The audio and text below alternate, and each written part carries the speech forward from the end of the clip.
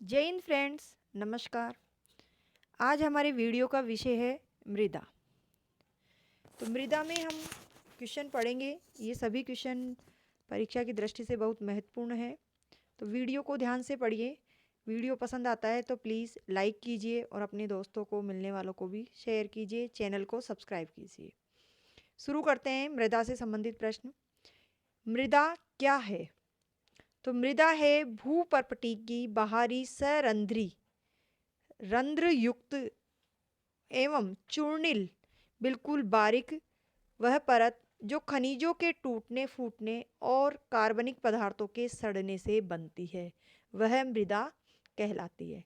तो मृदा जो बारीक हो चुकी होती है, चूर्ण के रूप में होती है, बिल्कुल जो कंकर होते हैं उसका बारीक चूरा होता है, जो खनिज होते हैं उनके टूटने फूटने से बिल्कुल बारीक चूर्ण बन जाता है, वह होती है मृदा। मृदा संगठन के 4 प्रमुख अवयव कौन-कौन से हैं? तो मृदा संगठन में कौन से 4 अवयव शामिल है? तो पहला है खनिज पदार्थ। खनिज पदार्थ का कितना भाग मृदा संगठन में आता है? 45%। जीवाश्म पदार्थ या कार्बनिक पदार्थ। जीवांश पदार्थ या कार्बनिक पदार्थ का भाग आता है 3 से 5%। जल का भाग आता है 25% और वायु का भाग आता है 25%। इस प्रकार से मृदा संगठन के ये 4 अवयव है: खनिज पदार्थ, जीवांश पदार्थ और जल और वायु। राजस्थान में कौन कौन सी मिट्टियाँ पाई जाती है? तो राजस्थान में जो प्रमुख रूप से मिट्टियाँ पाई जाती हैं उनके नाम है भूरी मिट्टी, जिसे सिरोज मिट्टी भी कहा जाता है। पीली मिट्टी, भूरी मिट्टी, भूरी मिट्टी अलग है, सिरोज मिट्टी अलग है, जिसे पीली मिट्टी भी कहा जाता है। लाल मिट्टी, दोमट मिट्टी, काली मिट्टी, पर्वतीय मिट्टी, बलुई मिट्टी, जलोढ़ मिट्टी, लवणीय या क्षारीय मिट्टी और अम्लीय मृदा या मिट्टी। ये सभी मिट्टियाँ अलग अलग क्षेत्र में पाई जाती है और इन सभी मिट्टियों की अलग अलग विशेषताएं हैं। कौन सी मिट्टी किस तरह से उपयोगी है, ये सभी हम आगे आने वाले प्रश्नों में देखेंगे। किस मिट्टी को धूसर मरुस्थलीय मिट्टी भी कहते हैं? कौन सी मिट्टी का नाम है धूसर मरुस्थलीय मिट्टी? तो वह है पीली मिट्टी। बनास के प्रवाह क्षेत्र में पाई जाने वाली मृदा कौन सी है? तो बनास के प्रवाह क्षेत्र में कौन सी मिट्टी पाई जाती है प्रमुखतः? भूरी मृदा। लाल मृदा के लाल होने का क्या कारण है? लाल रंग का होने का कारण है, लाल रंग का कारण वहां लोहे का विस्तृत विसरण है। ये विवरण नहीं है, विसरण है। विसरण यानी प्रसार। लाल रंग का कारण वहां के लोहे का विस्तृत होना है।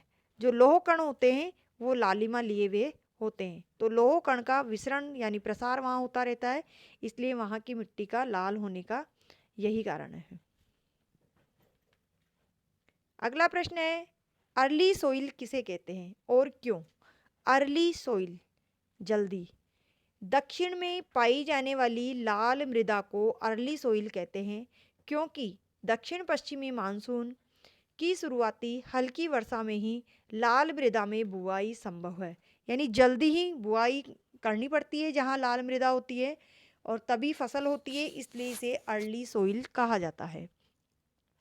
वर्षा के बाद एक लंबे समय तक मिट्टी में नमी बनाए रखने की क्षमता कौन सी मिट्टी में होती है? वर्षा के बाद जब बारिश होती है तो नमी हो जाती है सब जगह, तो ऐसा कौन सा क्षेत्र है जहाँ की मिट्टी में नमी बनाए रखने की क्षमता है? तो बारीक कण वाली लाल दोमट मिट्टी, जिसमें पानी अधिक समय तक रहता है।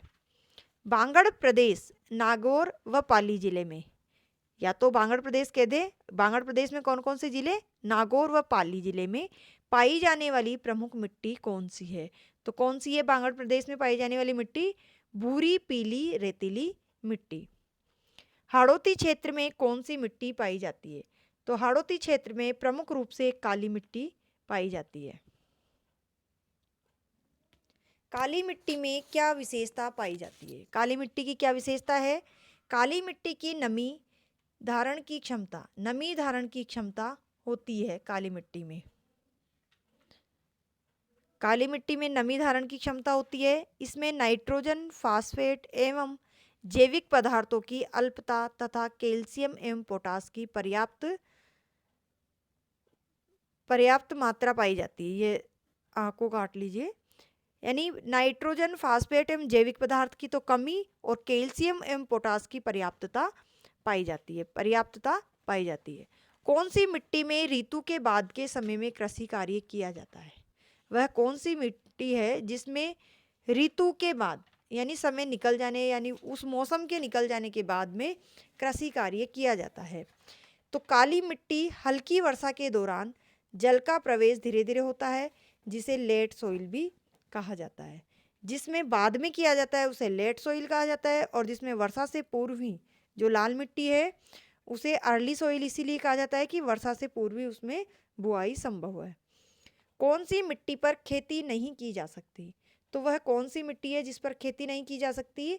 वह पर्वतीय मिट्टी है। पर्वतीय चट्टानी क्षेत्र में खेती नहीं की जा सकती, क्योंकि वहाँ पर जो मिट्टी पाई जाती है उसमें नमी धारण की क्षमता भी कम होती है और उपज क्षमता भी कम होती है। और इस प्रकार की मिट्टी जो अरावली पर्वत है उसके आसपास के क्षेत्रों में, उसके नीचे के प्रदेशों में पाई जाती है, जिस क्षेत्र में अरावली पर्वत है। राजस्थान में सबसे अधिक क्षेत्र में पाई जाने वाली मिट्टी कौन सी है? तो राजस्थान में सबसे अधिक क्षेत्र में पाई जाने वाली मिट्टी है बलुई मिट्टी। यह मिट्टी रेत के टीलों के रूप में होती है, जो पश्चिमी राजस्थान के अधिकांश क्षेत्रों में पाई जाती है। राजस्थान के अरावली पर्वतीय प्रदेशों में मृदा अपरदन के क्या कारण हैं? अब मृदा अपरदन का कारण बताना है, तो वहाँ मृदा अपरदन के जो कारण है, 3 कारण है मुख्य रूप से। वनोन्मूलन, वनों का उन्मूलन, अत्यधिक पशुचारण एवं विवेकपूर्ण कृषि का अभाव पाया जाता है। तो ये तीनों ही कारण मृदा अपरदन के हैं। खरीफ फसलों हेतु कौन सी मिट्टी उपयोगी है? जो खरीफ की फसलें होती है उसके लिए कौन सी मिट्टी उपयोगी है? बलुई मिट्टी। ये राजस्थान में जो कृषि होती है मुख्य रूप से, तो उसे जो खरीफ की फसलें होती है मुख्य रूप से उसके लिए बलुई मिट्टी की आवश्यकता होती है, जिसमें बाजरा, मोठ, मूंग आदि की फसलें बोई जाती है। बलुई मिट्टी के अन्य नाम क्या है? तो बलुई मिट्टी है उसके अन्य नाम है रेतीली मिट्टी, मरुस्थलीय मिट्टी और बालू मिट्टी। अगला प्रश्न है सर्वाधिक उपजाऊ मिट्टी कौन सी है? तो सर्वाधिक उपजाऊ मिट्टी है जलोढ़ मिट्टी। क्यों? इस मिट्टी का निर्माण नदी नालों के किनारे उनके प्रवाह क्षेत्र में होने के कारण ये बहुत उपजाऊ होती है, क्योंकि इस मिट्टी में सर्वाधिक नमी होती है और नदियों के द्वारा जो आसपास नमी रहती है, नदियों के द्वारा प्रवाह क्षेत्र के कारण नदियाँ बहुत दूर तक, जब बारिश का मौसम होता है तो बहुत दूर दूर तक नदियाँ फैल जाती है। फिर जैसे जैसे पानी घटता है तो उस जगह की जो जमीन है वह बहुत उपजाऊ होती है। जलोढ़ मिट्टी के उपनाम क्या है? तो जलोढ़ मिट्टी के उपनाम है कछारी मिट्टी, दोमट मिट्टी, कांप मिट्टी और ब्लैक कॉटन सॉइल मिट्टी। जलोढ़ मिट्टी कौन कौन से जिलों में पाई जाती है? जो मैदानी प्रदेश है वहाँ जलोढ़ मिट्टी पाई जाती है नदियों के प्रवाह के कारण, और ये क्षेत्र हैं अलवर जिला, जयपुर जिला, अजमेर, टोंक, सवाई माधोपुर, भरतपुर, धौलपुर, कोटा आदि जिले। लवणीय मृदा किसे कहते हैं? तो लवणीय मृदा कहते हैं वह मृदा जिसके जड़ क्षेत्र में घुलनशील लवणों की सांद्रता हानिकारक स्तर से अधिक होती है। लवणीय मृदा जहाँ वह क्षेत्र जहाँ घुलनशील लवणों की सांद्रता हानिकारक स्तर से भी अधिक होती है उसे लवणीय या क्षारीय मृदा कहा जाता है। यह हानिकारक है। लवणीय मृदा को अन्य किन नामों से जाना जाता है? तो लवणीय मृदा के कौन कौन से और दूसरे नाम हैं? भूरी ऊसर, रेह युक्त ऊसर, रेतीली ऊसर या नमकीन मिट्टी। लवणीय मृदा में उगने वाले पौधे क्या कहलाते हैं? तो लवणीय मृदा में जो पौधे उगते हैं वह हेलोफाइट्स कहलाते हैं। महत्वपूर्ण प्रश्न है, ध्यान दें। लवणीय क्षारीयता की समस्या को सुधारने के लिए क्या किया जाता है? उसको सुधारने के लिए भूमि को इस ऐसी लवणीय व क्षारीयता वाली भूमि को सुधारने के लिए गोबर का खाद, ग्वार, ढेंचा आदि की फसलों का प्रयोग किया जाता है। साथ ही जिप्सम का भी प्रयोग किया जाता है जिससे लवणीयता कम की जा सके। अम्लीय मृदा की क्या विशेषताएं हैं? तो अम्लीय मृदा की विशेषताएं हैं कि अम्लीय मृदा हल्की, अधिक पारगम्यता, निम्न जल धारण क्षमता होती है, निम्न कार्बनिक पदार्थ मुख्यतः कायोलनाइट, क्ले खनिज और असंतृप्त मृदा धनायनों की अपेक्षा अधिक ऋणायन, क्रियाशील एवं स्थितिक मृदा अम्लता इसमें होती है। किसमें? अम्लीय मृदा में। तो ये थे हमारे मृदा से संबंधित प्रश्न। अगले वीडियो में भी हम मृदा से संबंधित और प्रश्न लाएंगे, तो इन दोनों वीडियो को देखने के बाद आपके मृदा से संबंधित कोई भी प्रश्न गलत नहीं होगा। तो आप वीडियो को ध्यान से देखिए, वीडियो पूरा देखिए और अन्य वीडियो को देखने के लिए आप अतिशय एकेडमी पे सर्च करके देख सकते हैं।